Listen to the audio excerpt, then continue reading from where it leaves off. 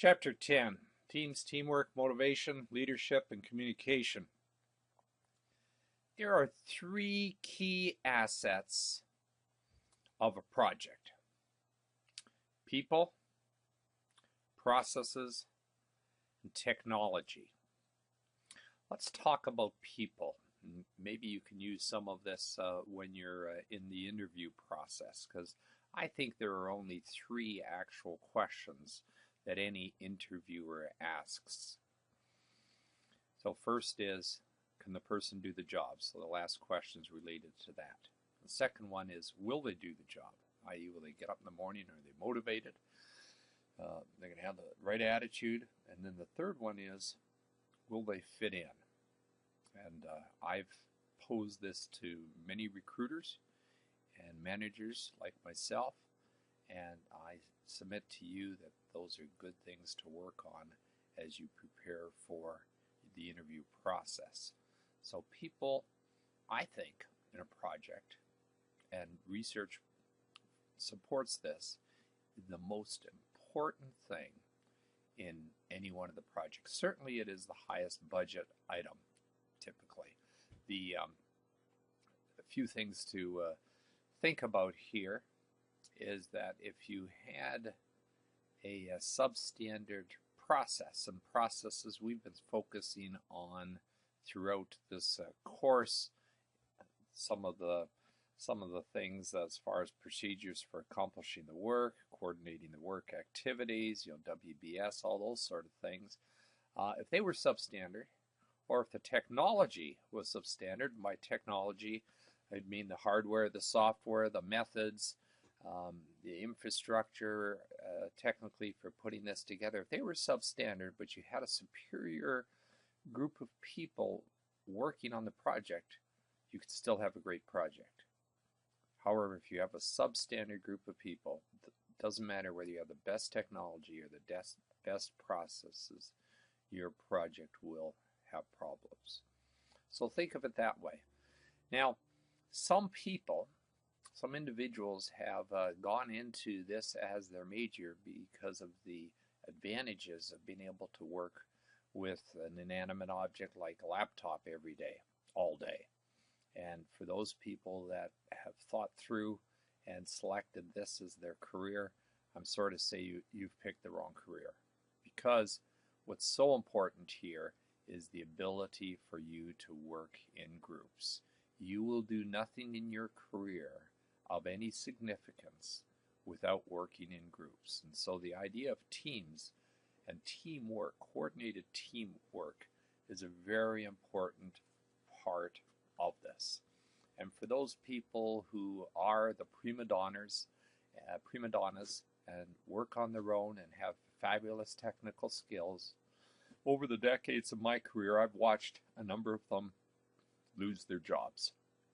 And they've got away with it for a long time, but in the end, they've had to deal with the issue of being able to work with a group or be fired. And I've even seen a person who really was someone that the entire company and country focused on for technical resource, and they just finally, senior management gave up and said, you know what, we'd rather take the hit of not having that depth of knowledge and remove the person. And after he was removed, he was in his 40s. I still keep in touch with him with Christmas cards and things like that. Maybe once every 3-5 years I talk with him when I'm in town, and he hasn't had a job since full-time. He's done a few consulting gigs, but that's it. And so he never got a chance to change. He was a prima donna, and unfortunately that's the end. He really messed up his career as a result. So if you see someone who's being hard to work with, watch out. I see them in my 195 classes. There's one individual barely can say hello to me in the hall. I don't know what happened to his social skills growing up, but he's having problems working in his group, and the rest of his group is talking to me about the issues in it. So it will affect your ability as you go through with 295 to be successful. So a little bit of an introduction there. Let's now move on to how this fits into the into what we're doing within the book. So the first one is, we've talked a fair bit about planning, estimating, measuring, controlling. We've certainly talked about managing risk. And so this is the area where we work on the communication and the coordination of the project. So area 3 of the 4 major activities of the software project management is our area of focus for this discussion. Now, let's first talk with managing versus leading, and that's the subject of this little segment. So we'll cover the others as separate videos. So managing versus leading, we've talked about this a bit in other chapters, so I'll see how good your memory is, but managing is focusing on putting the plans together, doing the estimates, collecting the data, taking a look at it, seeing where you are on progress versus the plan, controlling the process and the work products, and identifying that fourth area on the previous slide of risk. Leading, which we haven't been discussing, is focusing on how you communicate and you work with other team members, other stakeholders, whether it's the users or whoever, in getting the work activities and even maintaining morale. Not something you'd expect to hear in a graduate project over in graduate course over in software engineering, but morale is important. And so I added a couple of things to this from the original slides from the author, and that is I put back in the quantitative versus qualitative aspect.